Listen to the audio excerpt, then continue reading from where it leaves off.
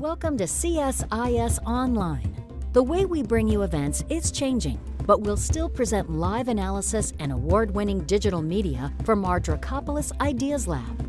All on your time, live or on demand. This is CSIS Online.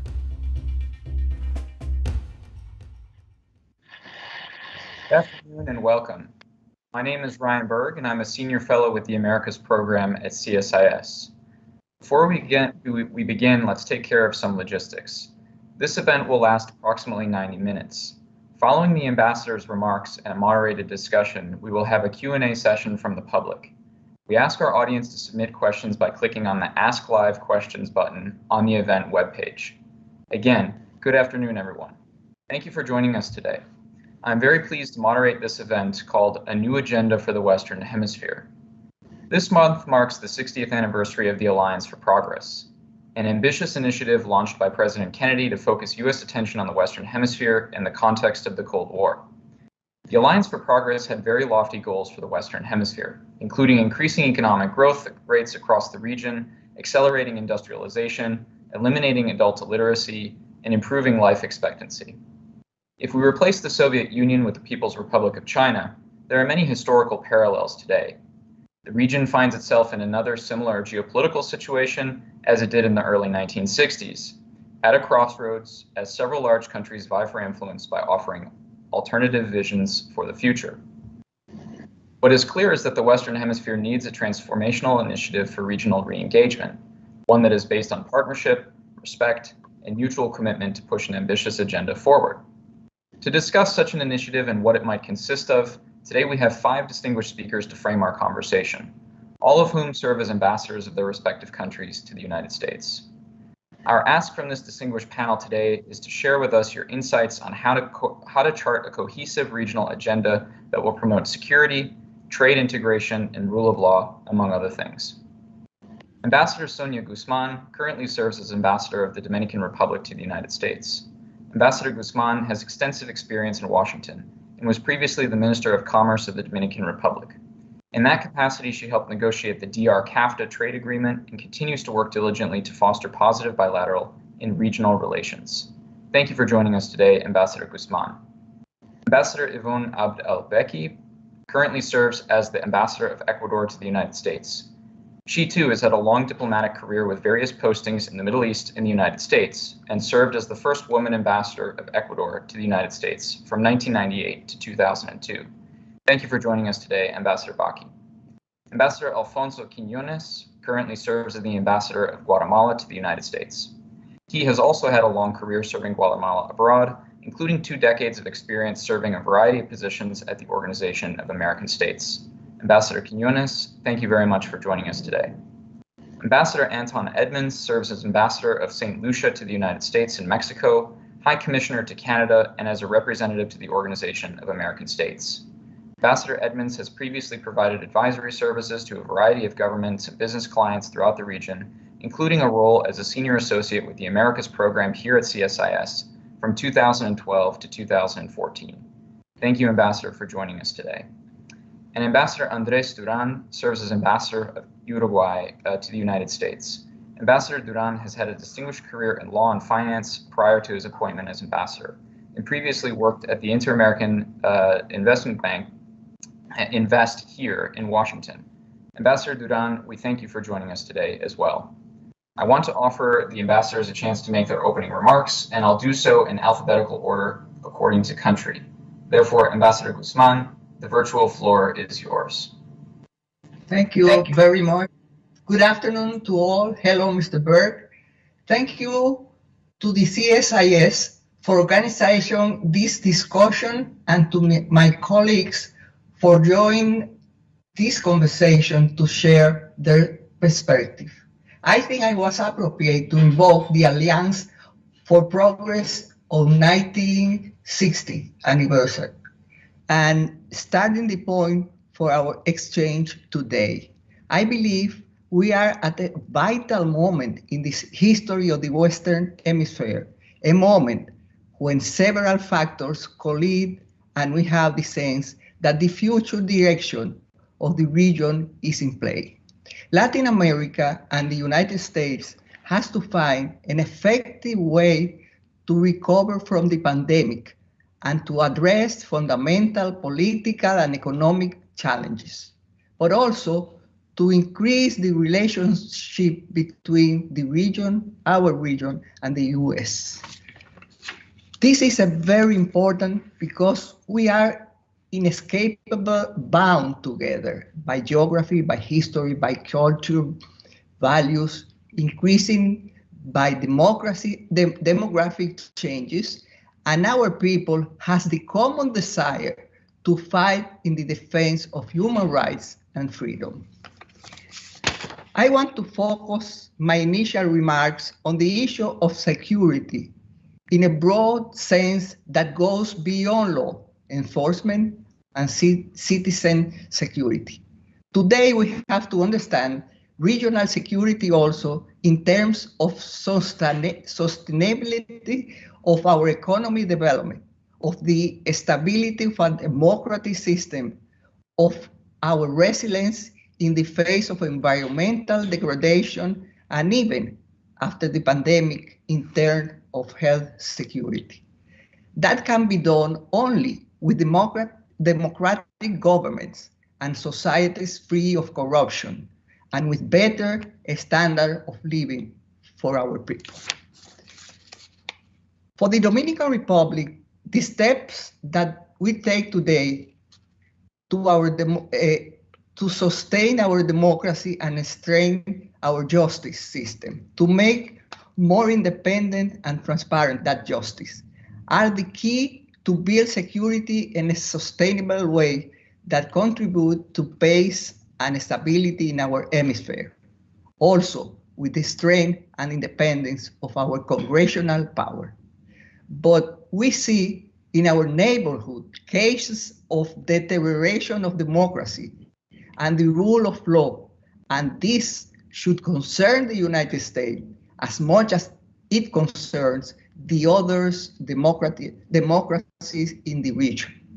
If we want to talk about regional engagement and how to deepen the relationship between countries in the hemisphere, we need to move beyond simply calling it a strategic relationship. We need to think of solutions that can amplify the gains our countries have made in economic development by maintaining and expanding favorable conditions for trade and job creation. This can be done on a regional level while still recognizing and respecting diversity. But more important, it should be done sustainable and consistently, not as a part of geopolitical strategic maneuvers, nor for domestic political gain. The race to vaccine shows to the world the truth that the countries cannot be completely safe on its own. Equally, one country alone cannot protect itself from the catastrophic effects of climate change or the loss of freedom and democracy.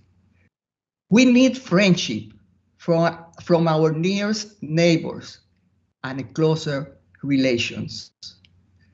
So we really are in this together, and it makes sense of our region to cooperate to address local and global changes, both as partners and through mechanisms that focus on shared priorities. Otherwise, I fear that we will not be able to stop the decline in the democratic culture in some countries, and the future of our region will be at stake. We in the Dominican Republic certainly welcome every opportunity for constructive engagement with our colleagues in the region and with the United States. Thank you very much. Thank you very much indeed, Ambassador Guzman. Ambassador Al-Baki, the virtual floor is now yours for your opening statement. Thank you. I would like to begin thanking everyone at the Center for Strategic and International Studies, and especially to Dan Runde, Ryan Berg, and Margarita Seminario for putting together this timely conversation about the dynamic of the region and its relations with the United States. I'm also very pleased to share this panel with my dear colleagues Sonia, Alfonso, Anton, and Andres. The region and each of our countries are experiencing a very complex political and economic situation, and I strongly believe that the more cooperation and exchanges like this one, the better positioned we are to face those challenges and serve our people. As Dan has written, President John F. Kennedy proposed a 10-year, multi-billion-dollar Marshall Plan-like program for Latin America 60 years ago. The Alliance for the Progress was designed to improve U.S. relations with Latin America, and billions were spent on the alliance. But its success was marginal. The alliance certainly failed in its effort to foster democracy in Latin America. By the time it stopped being a policy priority in the 70s, 13 governments in Latin America were under military dictatorships. For all the efforts aimed at increasing economic growth, land distribution, and fostering social programs, there was not enough emphasis in recognizing that without solid institutions, robust governance, and engaged civil society and democratic values, it's very hard that any country could develop in a meaningful and sustained way. Given the current complex situation of the hemisphere, we must rethink the new partnership of equals that foster democratic governance and prosperity amid these changing times. Today, I want to focus on the need to prevent democracy from backsliding in Latin America and the impacts that COVID has had in the gains in economic development, poverty reduction, and the capacity for countries to respond to the growing demands of a more educated society. In a few weeks, the Inter-American Democratic Charter will commemorate its 20th anniversary. In spite of its symbolism and legal importance, the Charter has not been sufficient to deter breaks in the democratic order. Since the Charter's signature, the region has faced many challenges to its democratic governance. And for many years, my country experienced sustained political turmoil with 8 presidents in 10 years. But more recently, the region has also seen a rise in authoritarian and populist leaders. Moreover, on top of traditional challenges like election fraud, claims, democracy not fully delivering to citizens, and entrenched corruption, the advent of technology has also brought a growth in misinformation and disinformation with the purpose of eroding trust in institutions. And what worries me is that countries have shown to have few tools to respond. The severity of the COVID-19 pandemic exacerbated long-lasting social and economic inequalities, and the post-pandemic economic recovery may increase even further certain inequalities, pitting those who have some work stability and can work remotely against the working class and the informal sectors, whose jobs are more vulnerable and unreliable, potentially fueling further unrest in the region and open possibilities for more populism. An important way to address this is by deepening our commitment to democracy. For all the challenges with democratic governance that Ecuador has faced in the past 30 years, the recent electoral process earlier in the year proves that if leaders commit to democracy, elections can be transparent and orderly transitions like we saw between the administrations of President Moreno and President Lasso can become the norm.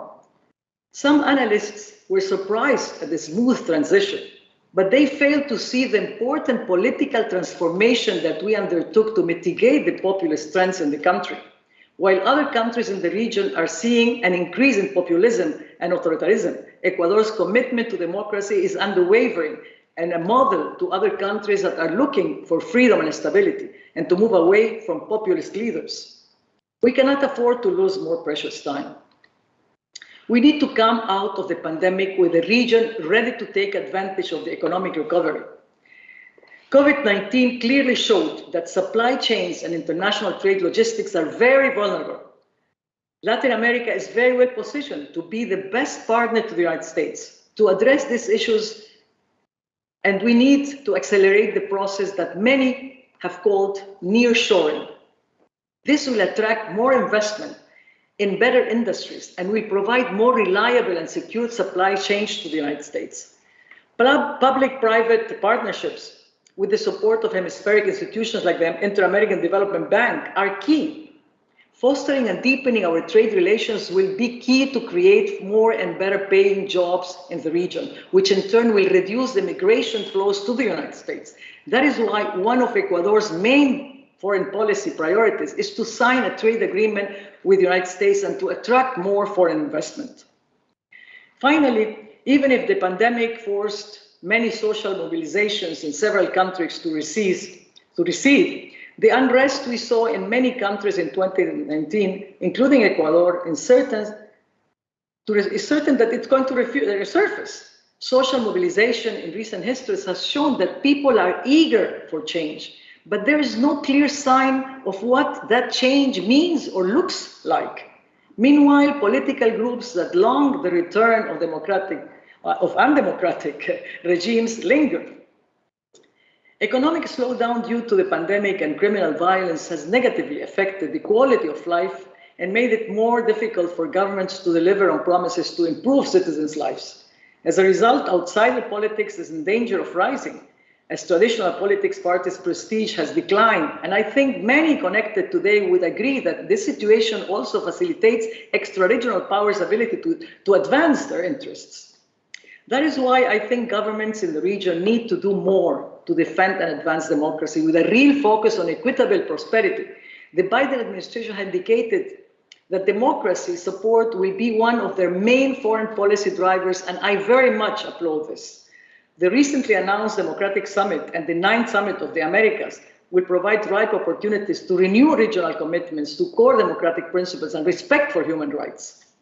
Even a country like mine, that has been a rare example in the region in the past few years of a transparent election and a very orderly transition, needs support and clear messaging that democracies will be close allies and a priority above other interests.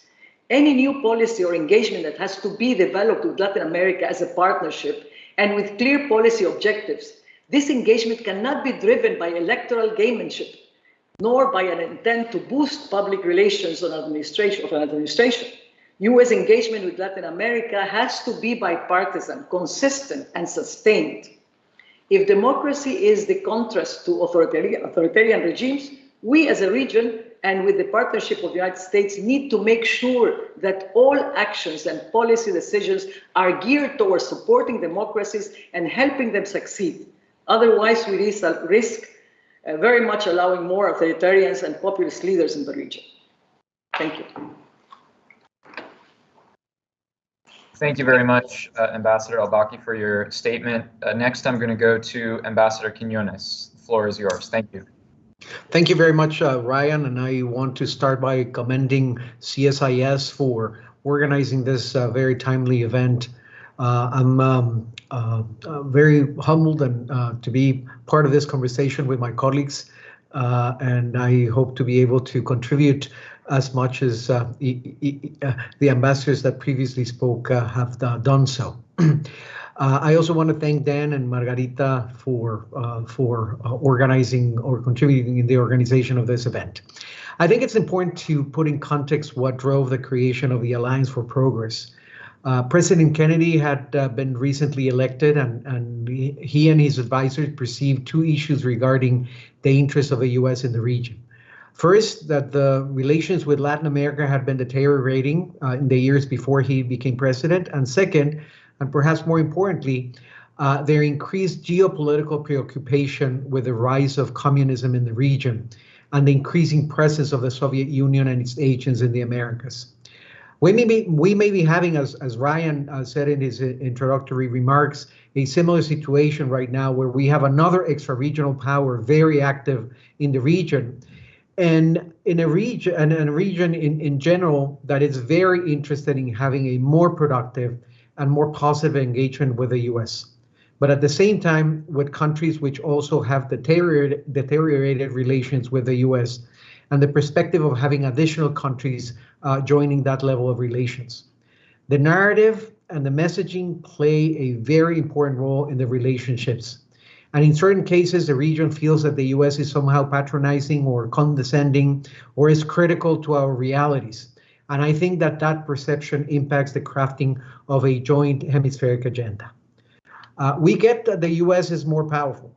We recognize the asymmetries that exist and that such situation tends to have the US prefer bilateral relations than ones resulting from a collective engagement. So then what is for a country or a region to do in such an asymmetrical relationship?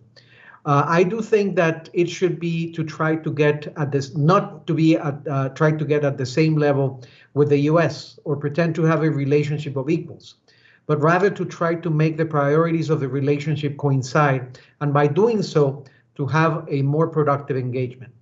I think that such approach should be the basis of establishing a new alliance for the 21st century, one based on shared priorities rather than being defined or driven by the negatives or the shortcomings that certainly exist. We have to be able to craft a more virtuous relationship between the region and the United States. I had a professor some years ago at the university that said that the issues driving the relationship between the US and the hemisphere resemble the very famous Einstein formula of EMC square. And let me explain. E, energy, oil, M, migration, and C square, it's Cuba and cocaine or crime. And today we can add China to the equation. All those issues certainly are important, but should not be the only ones driving the engagement. In the case of Guatemala, for example, we want to promote more investment. We want to take advantage of the disruption of value chains and nearshoring, as the ambassador from Ecuador mentioned. We want to increase trade. We want to combat climate change. We want to improve our infrastructure and do it, all of it, in partnership with the US. But we are not naive, and we understand that the conversation also has to include other issues, such as rule of law and fighting corruption, migration and drug trafficking and organized crime, but should not be the only ones or the ones that are at the forefront of every conversation or statement. A couple of weeks ago, the ambassadors accredited to the US had a virtual meeting with the Secretary of State. Each region of the world had an opportunity to put forward a question to the Secretary, and I was the one responsible doing it on behalf of our hemisphere. And I would like to share with you the question that I posed because I think it's pertinent to the discussion we are having today. And it went like this. We believe that Latin America and the Caribbean is a closer region to the US and not just geographically. There are many factors that bind us together beyond being part of the same continent, such as our historic and economic ties, but perhaps more importantly, values and principles and traditions. We feel that our region should be very high in your priorities and in your level of attention and engagement, because I am sure that you want and even need a more stable and prosperous region. We believe that together as partners, more can be done to achieve that. We should not lose sight either that there are extra-regional powers that are very active and have been more responsive to the needs and requests of many countries in the region on issues such as vaccine accessibility, infrastructure financing, or trade, just to name a few.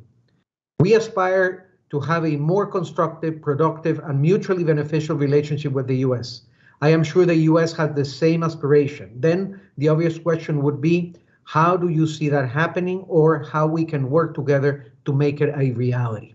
And at the end, I also added, I think we should not lose sight of the next year's Summit of the Americas here in the United States and the great opportunity that affords us, both the United States and the region, for a constructive dialogue and for an enhanced relationship.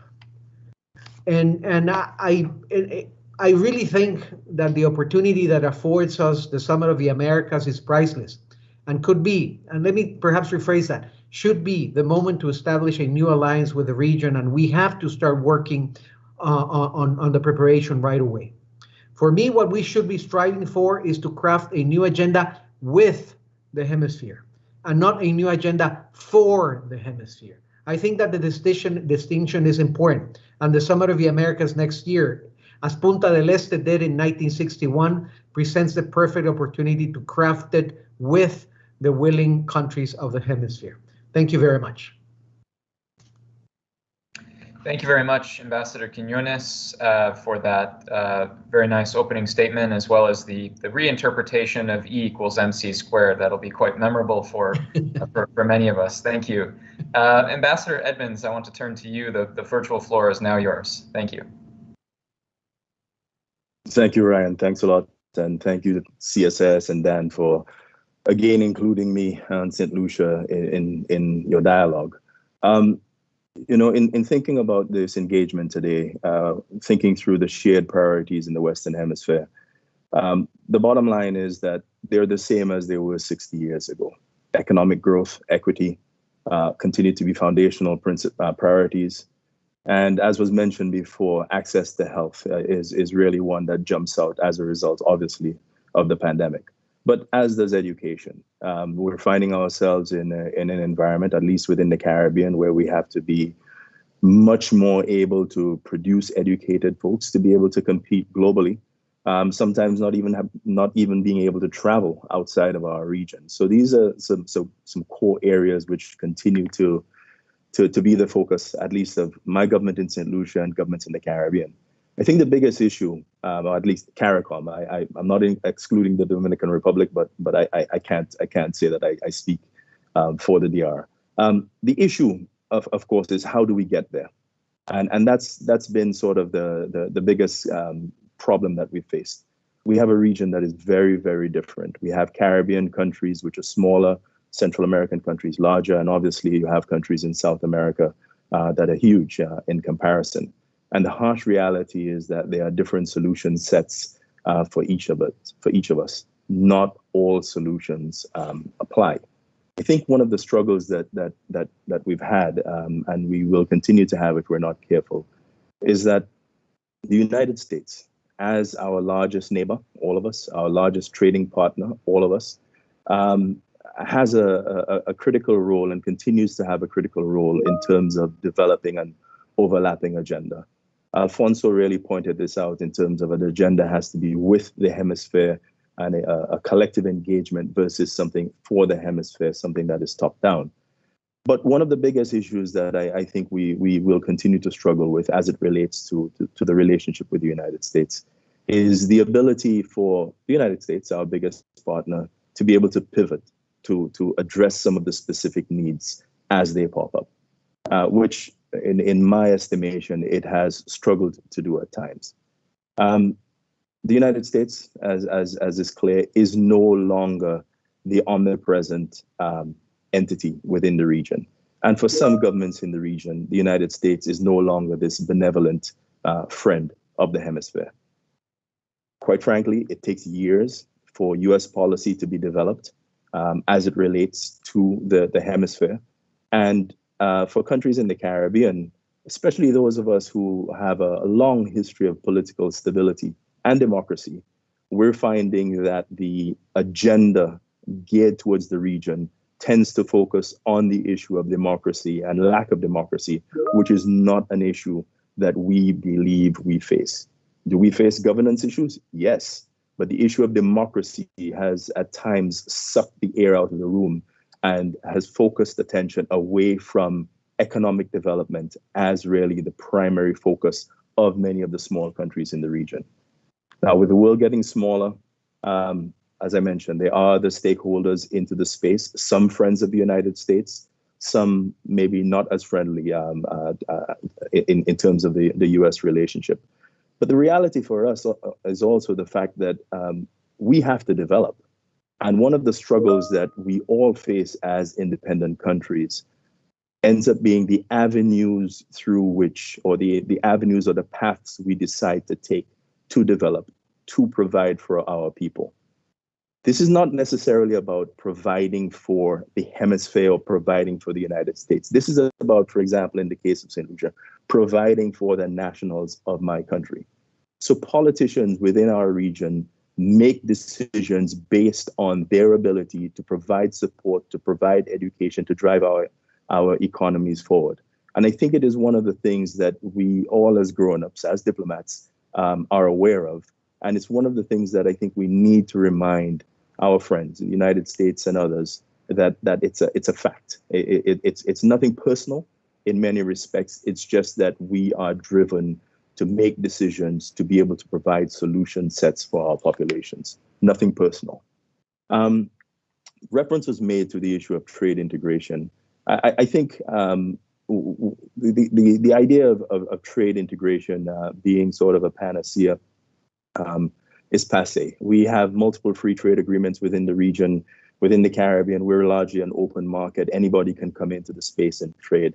I think the issues are really the areas that we need to focus on and figure out how to go forward is implementation, climate resilient solutions, clean energy development, and investment in competitive industries.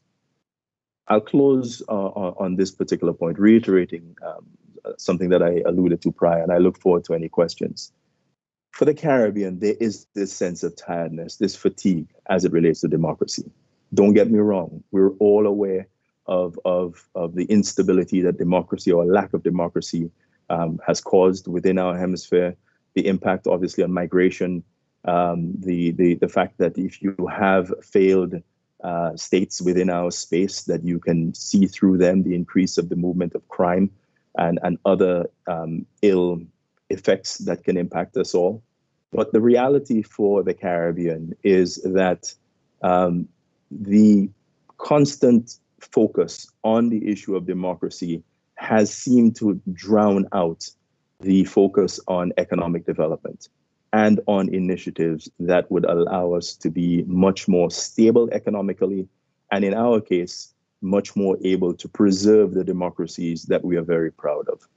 Thank you. Thank you very much, Ambassador Edmonds. With Ambassador Duran, last but not least, the virtual floor is yours. Thank you very much. Thank you very much, Ryan. Thanks to Dan, Margarita, and to all the CSIS team for this kind invitation, and greetings to my fellow colleagues and to everyone joining us today. It's really a pleasure to participate in this event, not only because of the prestige of the organizer and the relevance of the topic being discussed, but also because the first steps of this initiative that we are remembering today were taken in my home country, and specifically in Punta del Este, a lovely place in the world where I have deep roots and I truly recommend. So back in 1961, President Kennedy offered an outline of what he conceived to be an unparalleled effort to satisfy the basic needs of the American people. Basically, President Kennedy's plan could be summarized in three broad pillars: democracy, cooperation, and integration. He was seeking the design of a bold development plan for promoting democratic progress and institutional stability. He was seeking an ambitious contribution of aid to overcome different social and different barriers and challenges. And he was seeking to support economic integration to build larger markets and create greater competitive opportunities. We have made progress over the last 60 years on all of these fronts, but some challenges remain starkly similar and more critical to solving than ever. And nowadays, we see the US heavily invested in promoting several aspects of the first two pillars, but still falling short in terms of the third, in our opinion. So what has changed over the last over this period?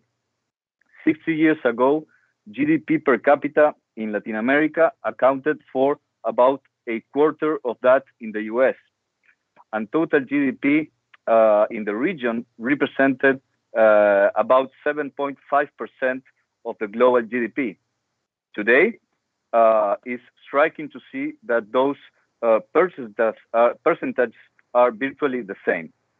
In terms of total trade, the US with LATAM versus trade of the US with the rest of the world, we see that we have a rate of about 20%, worse than before. and that trade is heavily concentrated in Mexico, with around 70%. And although that's good news for our Mexican friends, Mexico represents about 20% of Latin America's GDP. Relative to other countries in the world, the picture is worse. During the last decades, the catching up experience of countries like New Zealand, like South Korea, Finland, Israel, Singapore, Ireland, to name a few, remains in stark contrast with Latin American countries. We were not that far from those countries 60 years ago. Today, the per capita income gap with them is huge. So overall, these numbers show a picture of stagnation. There's not a single country in the continent other than the US and Canada that is a developed nation. Not in 1961, not today. And I think it's clear that there are structural challenges in the US economic relationship with the hemisphere, both inside the region and with the region as a whole vis-a-vis the rest of the world. But the good news is that there is abundant and tapped potential to grow stronger commercial and economic ties together. We are obviously now living times of tremendous difficulties with the worst pandemic in more than a century, with a severe economic recession, with a drop of FDI projects as we haven't seen in decades. And in this context, we think that the US has a tremendous opportunity to take a leadership role to support the region. And with that, to support itself, because a stronger and integrated hemisphere means prosperity and peace for all. Having said that, at a general level, I think it's important to stress a key element when considering when shaping a new agenda for the Western Hemisphere. We need to recognize its diversity, as some of my colleagues mentioned. In other words, every attempt for a comprehensive agenda that underestimates the specific needs of each country in the region is most probably up to fail. We need to work on customized solutions. Related to this, for instance, when thinking about cooperation, the US has fantastic tools in terms of financing and technical assistance that sometimes are restricted to outdated criteria and mechanisms based on income levels. For Uruguay, having access to these benefits without exclusions based on geographical distance or development status would be of strategic importance, whether that is through DFC financing or USAID assistance or other means. Additionally, when thinking about trade and investments, unlike many other countries in the region, Uruguay still has significant barriers with the US that we need to address. We are now working on an ambitious plan with the Biden administration to tackle some of these challenges. We want and we are ready to take our commercial relationship with the US to the next level. So to wrap up, development is and will continue to be a complex challenge for our region, and a healthy and robust economic and trade relationship with the US is a key element for this. Better market access and better conditions for investment flows and better conditions to build resilient and innovative economies should be key elements to work together. We need a stronger hemisphere and a more balanced relationship, and to give everyone the chance to focus on their competitive advantages for the benefit of all.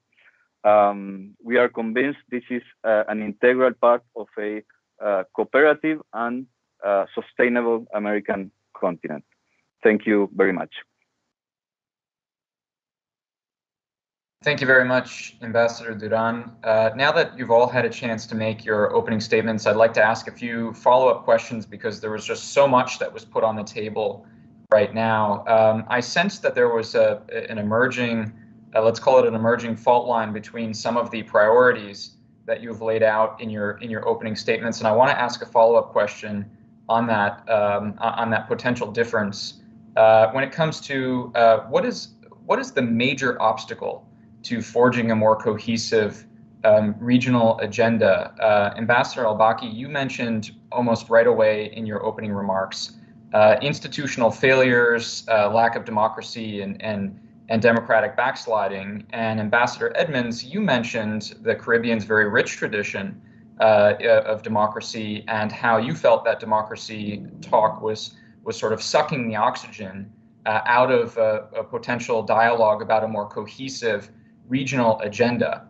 And I think these are two very interesting points, and I'd like to get everybody's view on what are the principal obstacles to forging a more cohesive agenda, because I recognize this sort of emerging fault line here in your opening remarks. And so I'd like to just go through the same order that we went through for opening remarks and ask Ambassador Guzman to go first. What are the principal obstacles for a cohesive agenda in the region?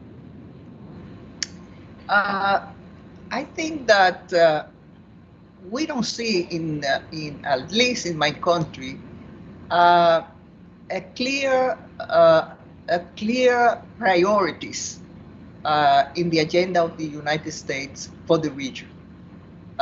We think that they have to have already after almost 1 year in power of President Biden, that we don't see the points, the clear points for that agenda, and that's a very concern, a point of very concern of our country. I think that they are focusing in the bad things. I mean, lack of human rights and have pointed bad things, and don't see the effort of each country to reach democracy and to reach development, economic development. And we need that the United States be a more consequent partner for the region. Thank you, Ambassador Guzman. Ambassador al-Baki. Yes, I agree very much with my friend Sonia in that part, and I believe it's more than that even. I think we are still continuing to be the backyard. You know, they don't see us as a hemisphere, as one, and I'm always feeling, why is that? I mean, I was here, as you mentioned, Ryan, that I was here 22 years ago, and I come back and we are still the same. So we see Europe, they got together, they had the one currency, different languages, different religions, different everything, and they got together because the stronger developed countries, they helped the less developed countries so they could grow together, helping. We don't see that in the hemisphere. I don't see that. There is not only in the President Biden's now, it's before that. So it's been coming and accumulating and nothing has changed. We lack everything. I mean, development happens, and economic, as Anton was saying, it's economic, but it's because of lack of democracy, lack of respect to the law, lack of having institutions that are solid, that we need that. So that needs support. We need to work together. And what's causing most of the problems now in the region, I think, it's corruption also. So we have to fight all this, and the corruption happens because of lack of jobs, because of the people, when they don't have anything, we don't have the needs, they would do anything. So we need to create transparency, investment, rule of law, democracy, but for that we have to work together. Who was mentioned? I think it was Andres that was saying that beyond Canada and the United States, which are the developed countries?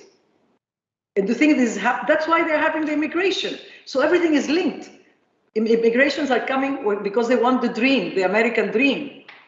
But we should dream of every country's own. I want the Ecuadorian dream. I'm sure that every one of you will want their own dream. We don't want to leave our countries, but it's because of that lack of support for the hemisphere. The countries that are strong, like the United States, like Canada, they have to look into the hemisphere and do something, and this is emergency. I think it's a wake-up call with the COVID-19 that maybe will help us be coming not to the normal, but better than normal.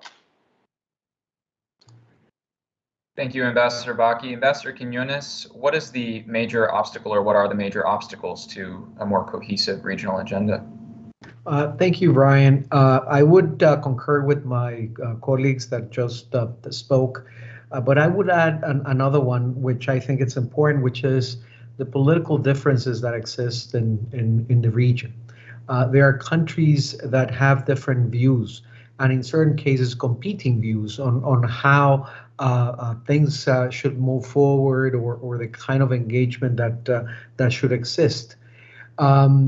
And the question then is, when trying to craft this agenda, shall we go for the low-hanging fruits, or shall we, as we say in my country, and I think in many countries in Latin America, shall we put all the meat in the grill? And perhaps what we should do is focus on what unites us rather than what divides us, and continue building on that approach, because also we should not lose sight that there are elections coming in a number of countries, and the results of those elections are going also to impact the level and the kind of engagement that we would have, because some of them may end up being governments that have different political views than some of the countries, including the United States. So that it's important also to take into consideration. But I think that political differences at this point is something that really makes it challenging for crafting a cohesive and united agenda. Thank you, Ambassador Quiñones. Ambassador Edmonds, I'd like to go to you for your thoughts on what the greatest obstacle or obstacles are to forging a more cohesive agenda. Sure, thank you. I do want to key in on something that Alfonso said, is the fact that, even within the sub-region, even within the Caribbean, we have an election cycle which is not always the same. So you will never find governments that all lean in a particular way, which makes it so easy for the engagement to be accepted by all. So that's a reality of our region, of our hemisphere, and it's something that has to be embraced. It's a nuance that we have to recognize exists, and we have to adapt to it, and the United States has to adapt to it as well. I think one of the key elements here is the reality that we're always an afterthought. It was pointed out prior, and we see what's going on in the Middle East again, and we're going to continue to be an afterthought. So basically, the attention that we're all waiting for example, for Western Hemisphere lead at the State Department, we're all sort of looking on Capitol Hill to see what's going to happen. And then all of our attention now gets focused outside of, unfortunately, what's going on in Haiti, gets focused sort of over to the Middle East once again. So that sucking sound of attention, the best and the brightest focused outside of our hemisphere happens. I think one of the things that I would agree that most of us, or all of us, would agree to, I hope, is the issue of governance and good governance. And that's an area where support and guidance and direction is always welcome, or should be always welcome. Yes, there are going to be regimes at times who do not want that kind of input, but that kind of investment in good governance helps address the issue of corruption. Helps basically let people know, our populations know, that people are going to be held accountable at some point in time for any malfeasance. One thing that I do want to leave behind is this is very specific to the relationship with the United States and the support that we can get from either U.S. entities or organizations in general. Is there needs to be a little bit of a depolitization of the issue of support. For too long, what ends up happening is because governments in our region may lean a certain way or not lean a certain way, the tools that we're all yearning to access are denied. And they're denied us either individually or as a collective.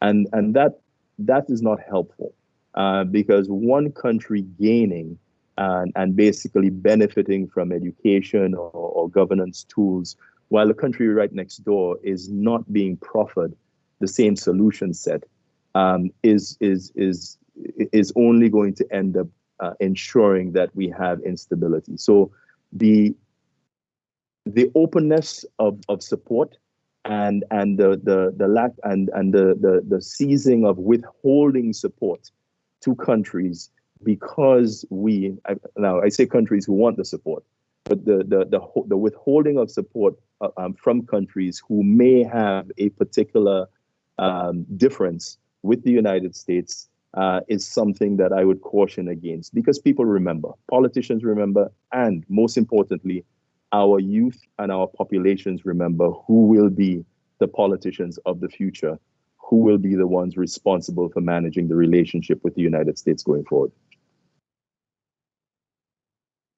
Thank you very much, Ambassador Edmonds. Ambassador Duran, your thoughts on the major obstacles for a cohesive agenda? Yes, Ryan, thanks. I always like to say that if there's a will, there's a way. And I think that, with strong leadership and willingness to engage with the hemisphere, to support the region, to include this in the center of the international policy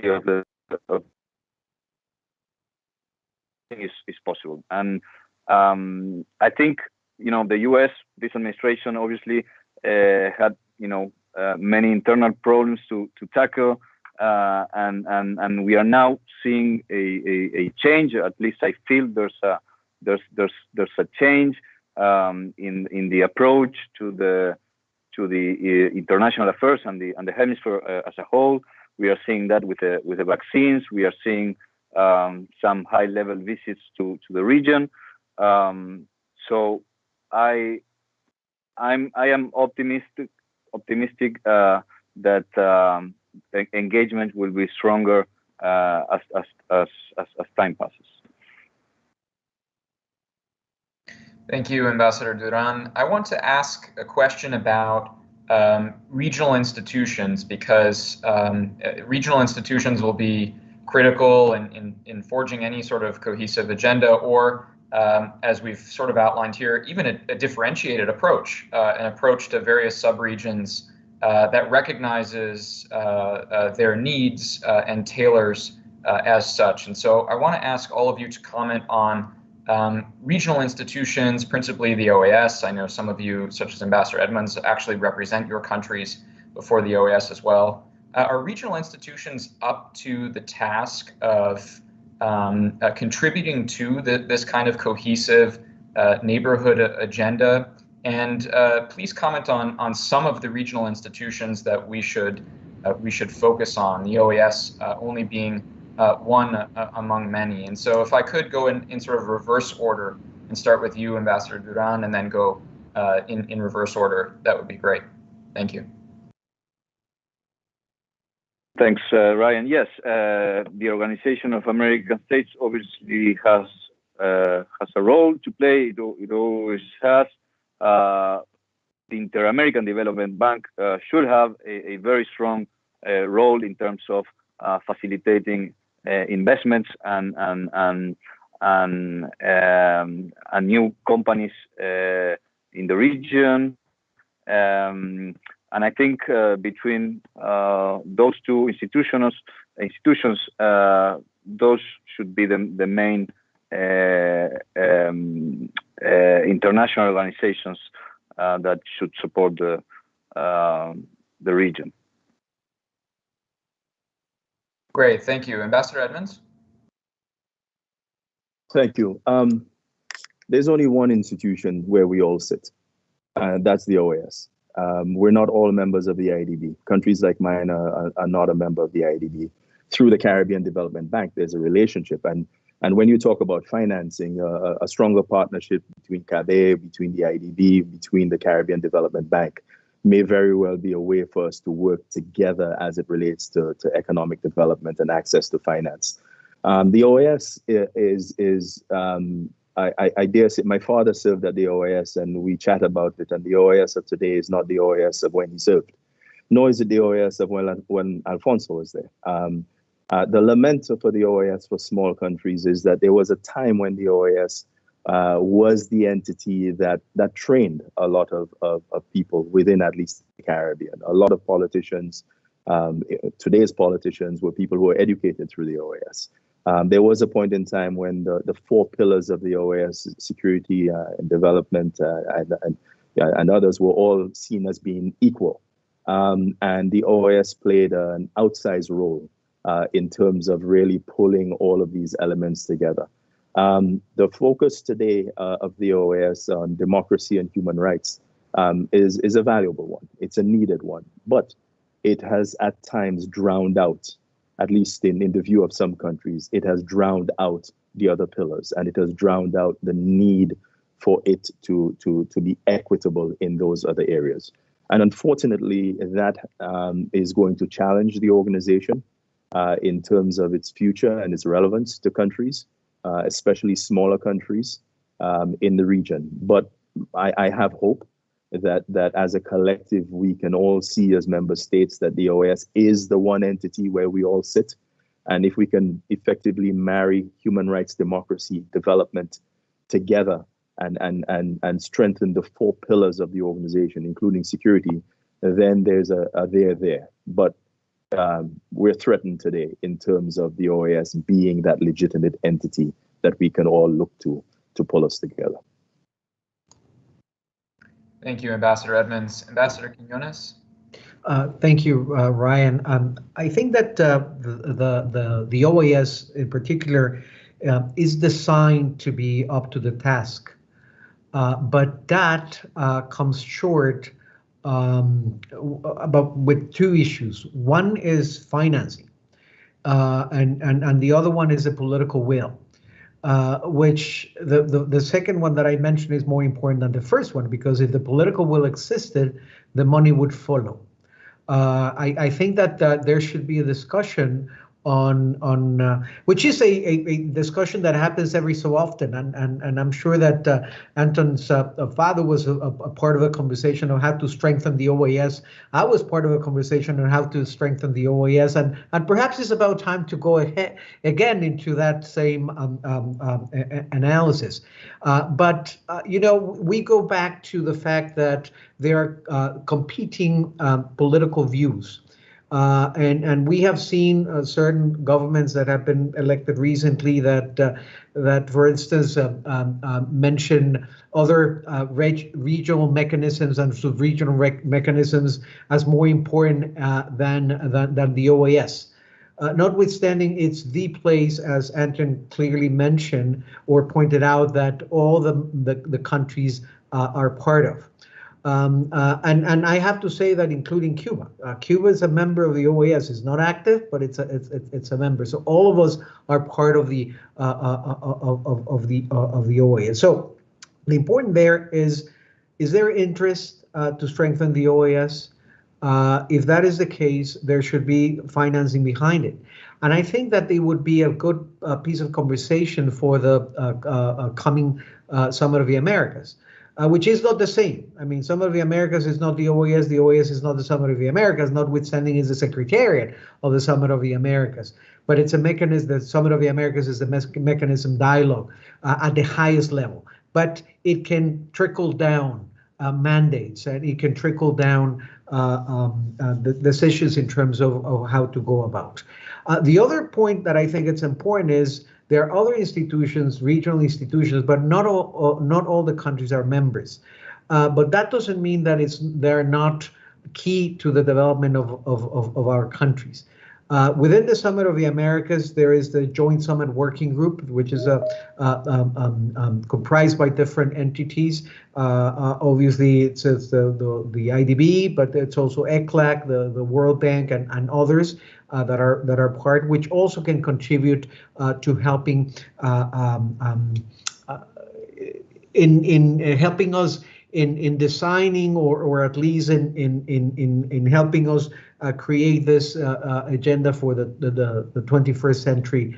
But as I said in my initial remarks, it's something with the hemisphere and not for the hemisphere. Thank you very much, Ambassador Quiñones. Ambassador Al-Baki, your thoughts on regional institutions? Yes, thank you, Ryan. I agree with everyone that was mentioned, but I will add something that I think they created the UN system, United Nations system, after World War II. I think we are in a moment now that we should move forward modernizing what is going on. That's why it's difficult to work when things are being taken away. I mean, there's no, you always say that modernizing is like they did with the USMCA, for example. They modernize it from the typical trade because they need things that are modern now. The trade should have also environmental and labor issues. In the OEAs, you haven't changed. I mean, it's in the United Nations. I'm not talking just the OEAs. I'm talking the UN system. In everyone, it's very bureaucratic. And when you have bureaucratic systems, nothing works. I remember when I was ambassador here, last time, the one before, one time there was no ambassador to the OEAs and I had to represent also there. I couldn't stay more than a month because we were talking about one subject for the whole day when it takes only 1 minute to decide where to post the phrase in front, or the back. I mean, we cannot continue when there are people dying. Look what's happening in Haiti and everywhere, in Venezuela and in Cuba. All the hemisphere with problems, and we sit in the OEAs to discuss for hours, and we come back to the next day, the same thing. So we have to be less bureaucratic, and the aim for what the United Nations was created after World War II for peace, for creating, facilitating, not to have problems of preventing wars and poverty and all this. And we're seeing more of that nowadays. So I think this is something that has to be worked. And I believe that the institutions that are working together, like the Inter-American Development Bank, they have to work together because now economic development is very important. So they have to work together. They are creating more institutions. We have the one that it's what's in CELAC. We have the UNASUR. We have so many that are being created, and it's more bureaucracy without results. So what we want is to see results. Great, thank you, Ambassador Al-Baki. Last but not least, Ambassador Guzman, your thoughts on the OAS and other regional institutions. Are they up to the task? Thank you very much. I'm agreeing with the Ambassador Baki, my good friend. But I will make a remark. Institutions and programs, you can measure the success by results. And you have the results of OES and United Nations, for example, with Cuba. Yes. There's the results. With Venezuela, that has to be mediated by Finland first and then Norway. Not even one of the institutions, the regional institution. So we have to think about what said Ambassador Baki. We have to review the point of view of those organizations. And for example, the International Monetary Fund, each time that goes to a country with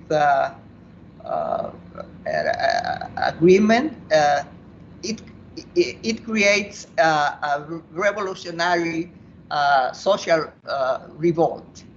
So what's happening? I think we have to sit, think, and the big countries that are the support, the economic support of these institutions have to work together with all of us to see which are the the proposal and the way that they are going to help countries and the region. I think that's the fundamental issue. Thank you very much, Ambassador Guzman. I've noted that we have a little less than a half hour left in our conversation, and so I want to move to questions and answers. Again, if you have a question, you can go to our webpage, ask a question. There's a button there, submit your question, and get it into the queue. We're getting some very interesting questions coming in, and I want to read the first one here. Which are the key industries in your country that need investment from the private sector in order to stimulate economic development and growth? Which sectors are key priorities for your respective governments? And I want to give you each a chance to answer that question and broaden the aperture just a little bit by saying the conversation so far has discussed mostly US-based investment, but several of you represent countries, for example, which recognize diplomatically Taiwan or have deep relations with other US allies such as Japan. And so I'd like to allow you also to mention sectors of the economy for investment that could be attractive to those countries as well, not just the United States. Ambassador Guzman, I'll start with you and go back through the order. Thank you very much. I think the environmental investments is very important for my country. Clean energy, to change the pattern of the energy we serve to the population, to the people. Also the public works, I mean like roads and connection, airports, ports. Those are the most important investment and could be with the public and private sharing that could be done. I think it's very important. As a matter of fact, we are doing that, and we are licitating with the private sector and making a share with the public sector. Thank you. Thank you very much, Ambassador Guzman. Ambassador Baki? Well, for us, it's open everything. Now we have a summit for investment that's coming in November in Ecuador, and it's like President Guillermo Lasso is saying, we want more Ecuador in the world and more world in Ecuador. So in everything we need, starting from alternative energy, environment, but also energy, regular energy, minerals. We have a lot of minerals in Ecuador, agro-industry, tourism. In tourism, we have a lot to offer. So you mentioned everything we can have in Latin America. It's in Ecuador. So we have a lot of opportunities, and the rule of law. It's also we have had a lot of changes for attracting investment, or incentives to investment. So Ecuador is a very agricultural country, as you know. We have the best products. We have roses, as you're seeing behind me, the best roses. But we have also in the fishery and bananas, #1 exporter. But we want agro-industry to invest with technology. We need a lot of technology for making our products more in quantity to be able to export them. And they are all organic, so it's a very attractive country for everything you want to invest. It's open for business. Thank you very much, Ambassador Albaki. Ambassador Quiñones? Thank you very much. And you know, Guatemala is a country that offers many opportunities. And going to specific question on which industries, well, textile and apparel is a very important one. Agricultural sector is key. The back office work, call centers and BPOs is very important. Tourism as well. Energy, mining. It's a different options that exist. I would also put another spin to it, and it's one related to the national security of the United States. Which are the products that are of such an importance to the United States that are produced somewhere else in the world, but that they need reliable partners? Because a certain country or countries may be producing most of your medicines or most of your rare minerals, and it can get to a point that that faucet gets to be closed. So you need to have reliable partners, and you have those reliable partners in the hemisphere. So I think that there should be also looked at those areas where the United States needs to have that reliable partnership with countries that can export to you the kind of things that you really, really need in order to continue being as competitive and as productive as you are. Thank you, Ambassador Quiñones, and thanks for bringing in the mention of nearshoring. Ambassador Edmonds. Thanks. You know, the Caribbean, I mean, we're this sort of mix within CARICOM. Of course, you have countries like Trinidad and Tobago, Suriname, Guyana, who are energy producers. But for the most part, a country like mine, small country, tourism, obviously. I mean, it's the primary driver. We do have to find that mix between high-end tourism and mass tourism. And that's an area where we're working with the United States, working with investors to really tweak it is important. Ultimately, we need to get better in terms of aquaculture and agriculture. We spend an inordinate amount of money importing products into our region and in my country, for example, and the ability to develop farm-to-table programs would be a benefit to us as it relates to selling local products, but also being able to feed ourselves. Not everybody can get a job in the hospitality industry. And at the end of the day, what we need to have is we need to end up having a balanced economy. Countries like St. Lucia, we do have some data facilities that are establishing themselves in our space. We're doing so. We're also in discussions with countries like Taiwan in terms of them sort of seeing us as a point within the hemisphere where there could be some investment. And those tend to be the creative ways in which we as small countries have to find this competitive space. One of the things that when we look at the issue of energy and alternative energy and renewable energy, one of the biggest issues that we face in the region is scalability. Small countries like mine, we're nowhere near as large as anybody else, with a couple 100,000 people. So at the end of the day, when you're looking at deploying solutions, one of the biggest struggles for us is risk reduction. We're in a hurricane zone.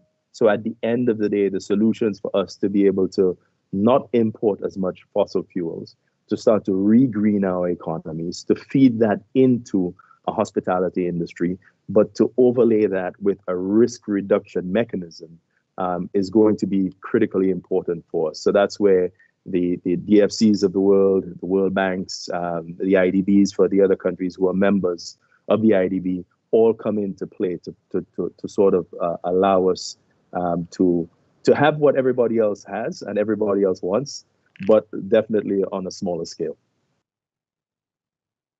Thank you, Ambassador Edmonds. And lastly, Ambassador Duran.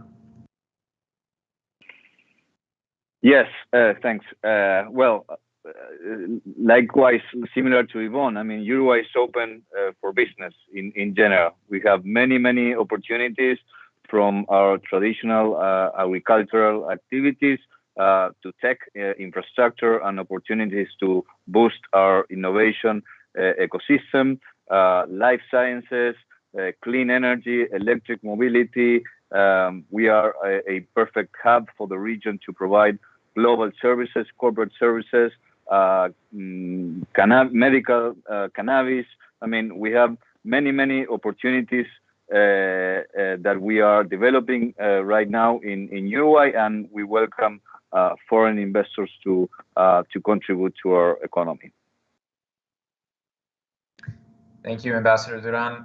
We've had a really interesting question come in about the inclusion of marginalized groups, ethnic minorities in this agenda that we're discussing. And I think it's an important question because we've seen a number of events of civil unrest throughout the hemisphere that have some element of inclusion in them. And so I want to ask if anyone would like to comment on how do we ensure that marginalized groups and ethnic minorities are included in this cohesive regional agenda that we're talking about, this big sort of visionary framework, and not excluded from it. If anybody would like to comment on that, please feel free to do so. Well, in Ecuador, you know, Ecuador, we have different ethnic groups. We have different regions. We have the Amazon, we're indigenous, we have the mountains, we have Esmeraldas, the black community, we have the Galapagos Islands, we have all kinds of mestizos, blacks, whites, indigenous that are, and the inclusion is very much a part of it. For example, now the president of our parliament, of our Congress, is an Amazonic woman, indigenous woman from the Amazon. So for us, inclusion is part of the system, and it's in the Constitution. The first thing of the Constitution says, Mother Earth, we have to protect Mother Earth, and we have to include every ethnic groups as part of the system. So it also, we care very much for the disabled, so disabilities is part. So percentages of labor should be part of inclusion in disabilities and also inclusion of the minorities. Everyone is a minority in Ecuador, so their inclusion is part of the system. Great, thank you, Ambassador Albaki. Ambassador Guzman, you've also raised your hand. Yes, I think that we are in Latin America a diverse ethnic population, and for example, in my country, we don't talk about inclusion. We talk about not exclusion. I mean, it's almost the same. It sounds the same, but I mean, our people is a mix of black and white. We don't have Indians, but we have a lot of people that are black, like in the south and the east part of the island.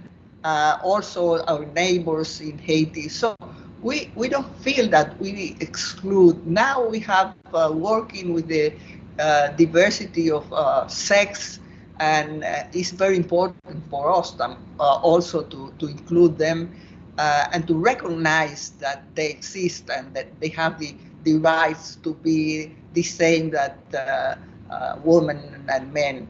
So we think that I mean, in the Constitution we have no exclusion. I mean, we don't exclude anybody, and I think it's a diverse society, the same in the whole Latin America.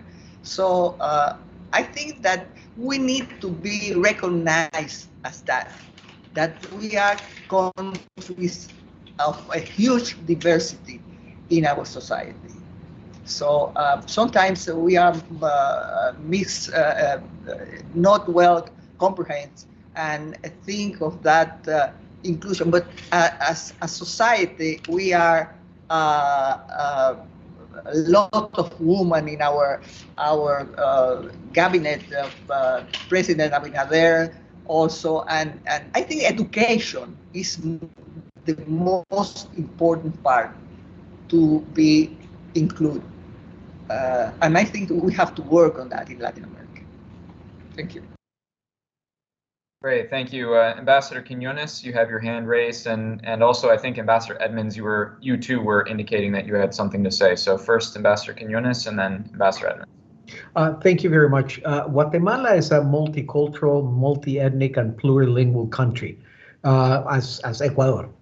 We are very similar in that sense.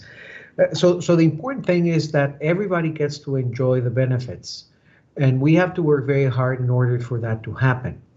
But there are shortcomings, and Ambassador Guzman mentioned one of them, and it's a big equalizer, which is education. So we have to work very hard in order to provide education for all. It's not the only one, but it's perhaps the most important one.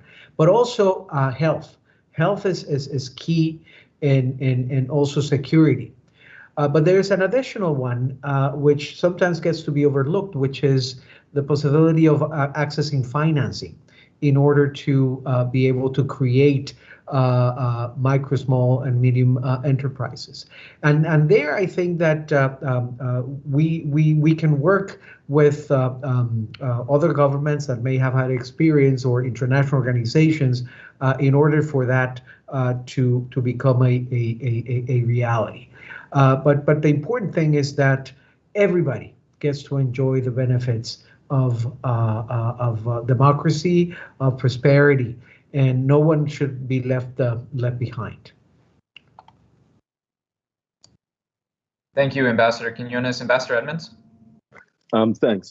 You know, one of the intriguing things about the issue of inclusion and our laws, at least, is that the laws that we have, for the most part, in a country like St. Lucia, were inherited from the British, and we go through this process of updating it. And in as much as we codified it, in as much as in the law we basically say we do not discriminate, in the law we basically say that obviously everybody has equal rights and everything else. The applicability of the law at times is what's questionable, I think, within our broader, how we apply it, how our law enforcement entities apply it when necessary, how we address the gaps that exist.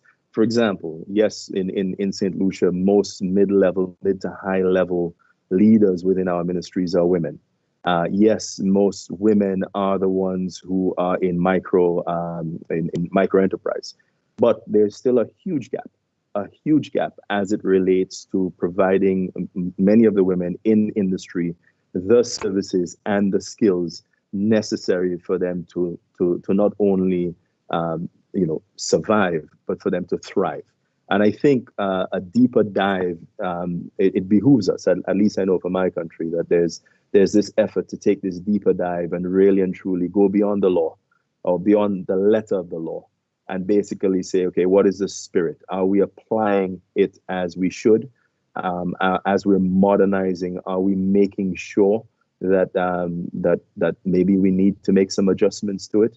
And most importantly is, are we plugging in the inputs to ensure that all members of our society are included? As an aside, I mean, we did some training recently on our neurodiverse community.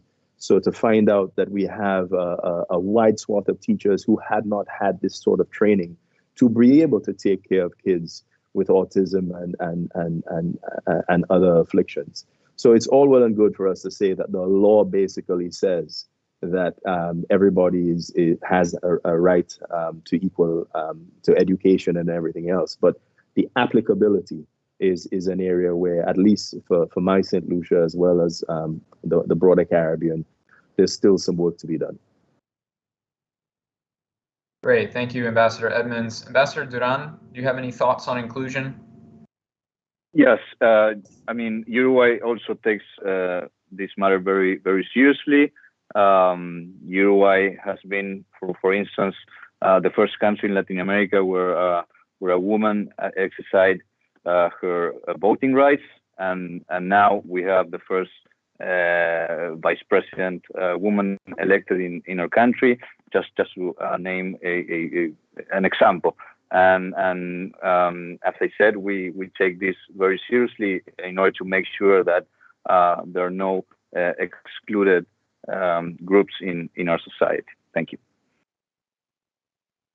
Great, thank you. I want to ask everyone a very quick question. It's super interesting. We just had it come in over the website, and it's about the levels of engagement with the United States in this regional agenda. So far, we've talked about regional institutions as well as bilateral engagement at the federal levels of government, and there's a question about other levels of engagement as well. So do you all see value in engagement with individual states in the United States, or even on a lower level, individual communities, counties, let's say, or even city governments, large cities in the United States?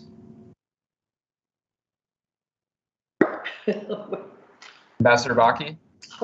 We have here almost 2 million Ecuadorians, so the engagement is very big.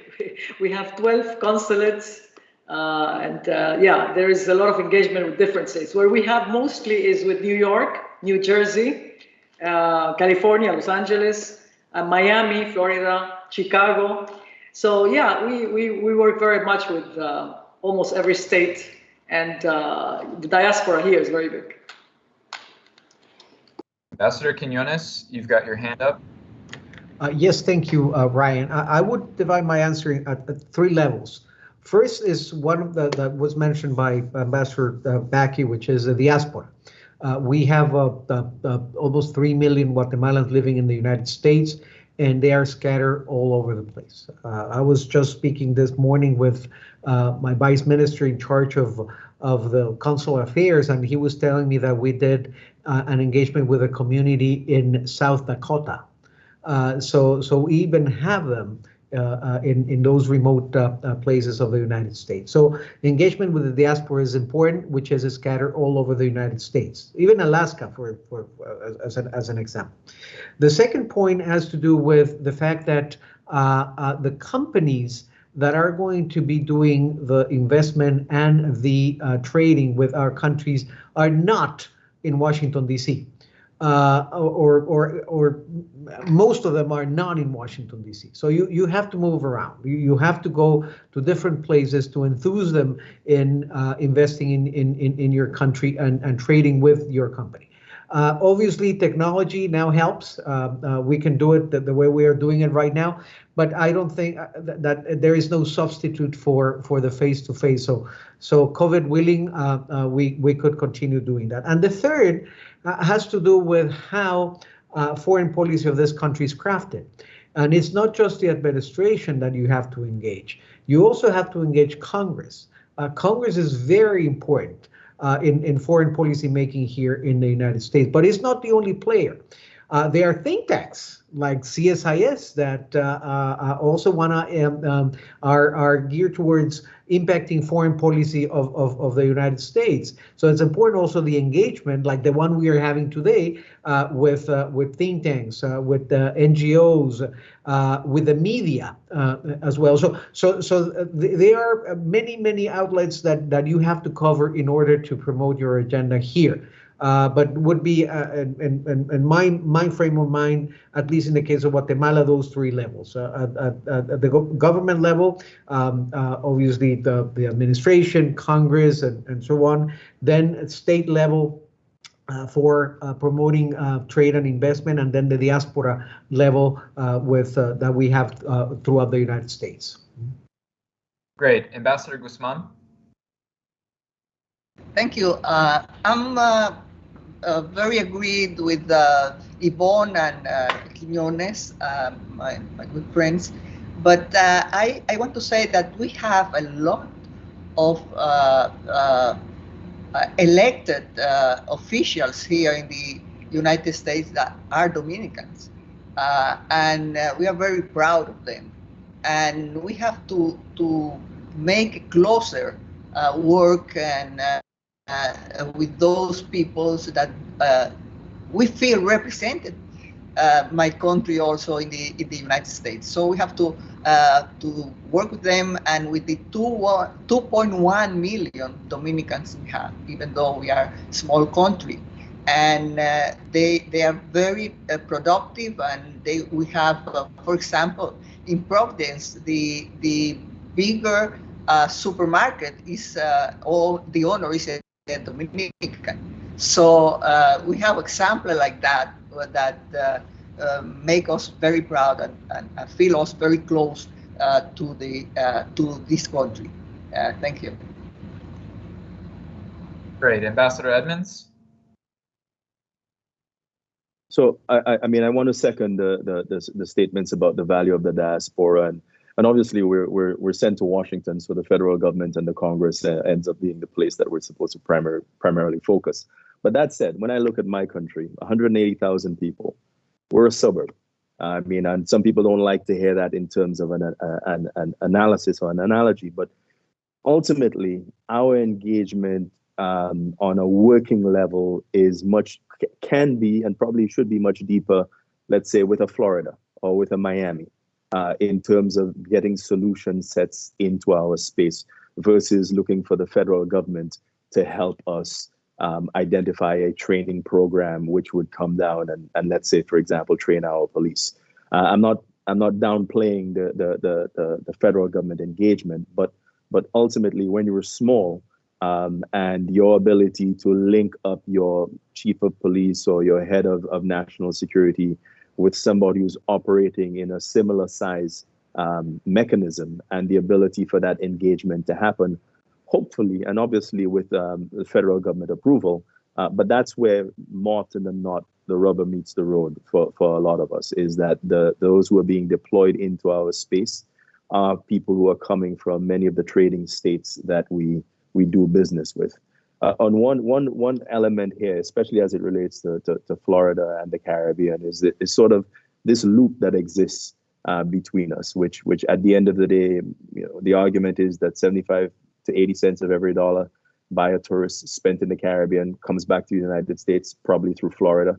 So in many respects, it behooves us to look at that particular relationship as a strong one. And then obviously you have New York and other locations where a lot of us have large diaspora communities where we can use those communities to leverage Congress and others, but also to tap into the business community and the state leaders who ultimately we want to forge strong relationships with.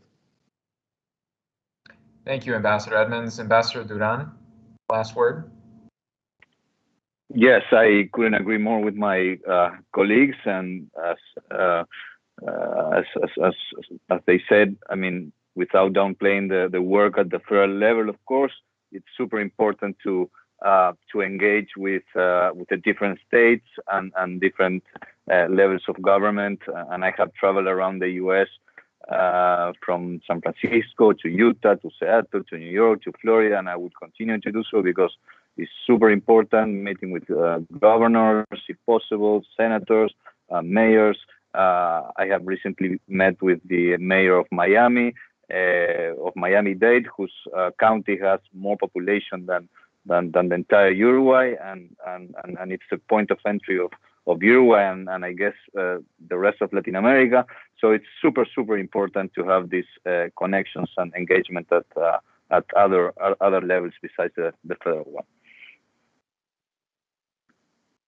Great. Thank you all very much. I'm cognizant of the time. We've already taken up the full amount of time, and so I just want to reiterate that we've put a lot on the table today, and I think if there's one thing that's come out of this conversation, it's that the United States and the region need to have a higher level dialogue. There needs to be a more cohesive agenda. There were a lot of asks that were put on the table today, and we can only hope that the United States has a more thorough engagement with the region as opposed to episodic, as was mentioned today, and that, as Ambassador Quiñones said, it's an agenda with the region and not for the region. So thank you very much for your participation, Ambassador Guzman of the Dominican Republic, Ambassador Al-Baki of Ecuador, Ambassador Quiñones of Guatemala, Ambassador Edmonds of St. Lucia, and Ambassador Duran of Uruguay. Thank you very much for your time here today.